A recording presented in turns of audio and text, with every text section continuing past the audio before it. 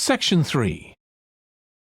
You will hear a student called Russ consulting his tutor about a presentation he is preparing on nanotechnology, the study of materials on an extremely small scale. First, you have some time to look at questions 21 to 25.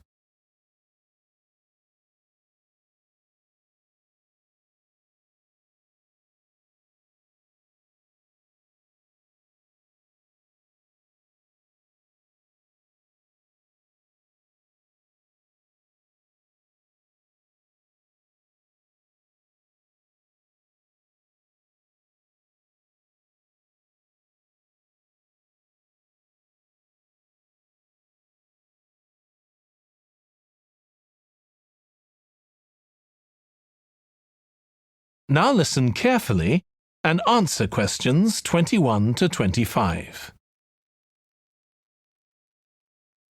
Come in, Russ. Thank you. Now, you wanted to consult me about your class presentation on nanotechnology. You were due to give it next week, aren't you? That's right, and I'm really struggling. I chose the topic because I didn't know much about it and wanted to learn more, but now I've read so much about it, in a way there's too much to say. I could talk for much longer than the 20 minutes I've been allocated.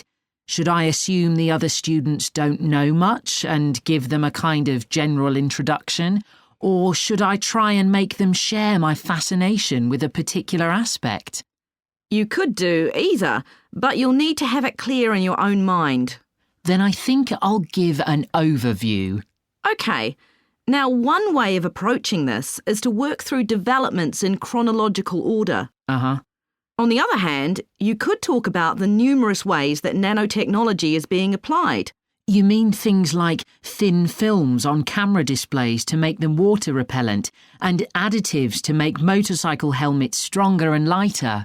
Exactly. Or another way would be to focus on its impact in one particular area, say medicine or space exploration. That would make it easier to focus. Perhaps I should do that. I think that would be a good idea. Right. How important is it to include slides in the presentation? They aren't essential by any means, and there's a danger of tailoring what you say to fit whatever slides you can find. While it can be good to include slides, you could end up spending too long looking for suitable ones. You might find it better to leave them out. I see. Another thing I was wondering about was how to start. I know presentations often begin with, first I'm going to talk about this, and then I'll talk about that. But I thought about asking the audience what they know about nanotechnology. That would be fine if you had an hour or two for the presentation, but you might find that you can't do anything with the answers you get, and it simply eats into the short time that's available. So maybe I should mention a particular way that nanotechnology is used to focus people's attention. That sounds sensible. What do you think I should do next? I really have to plan the presentation today and tomorrow. Well, initially, I think you should ignore all the notes you've made, take a small piece of paper and write a single short sentence that ties together the whole presentation. It can be something as simple as, nanotechnology is already improving our lives. Then start planning the content around that. You can always modify that sentence later if you need to. OK. Before you hear the rest of the discussion, you have some time to look at questions 26 to 30.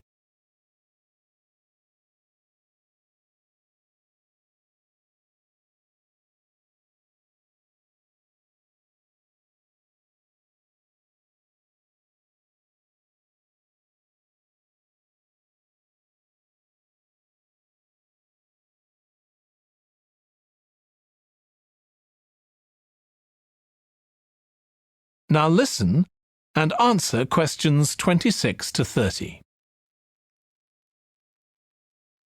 OK, now let's think about actually giving the presentation. You've only given one before, if I remember correctly, about an experiment you'd been involved in. That's right. It was pretty rubbish. Let's say it was better in some respects than in others. With regard to the structure, I felt that you ended rather abruptly, without rounding it off. Be careful not to do that in next week's presentation. OK. And you made very little eye contact with the audience because you were looking down at your notes most of the time. You need to be looking at the audience and only occasionally glancing at your notes. Your body language was a little odd. Every time you showed a slide, you turned your back on the audience so you could look at it. You should have been looking at your laptop. And you kept scratching your head, so I found myself wondering when you were next going to do that, instead of listening to what you were saying. Oh dear. What did you think of the language?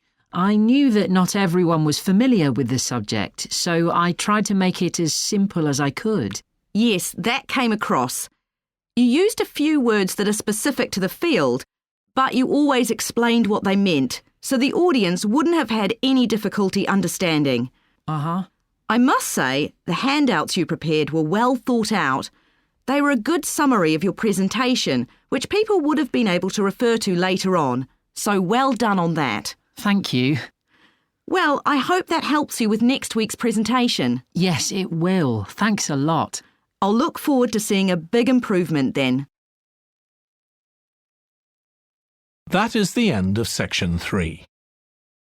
You now have half a minute to check your answers.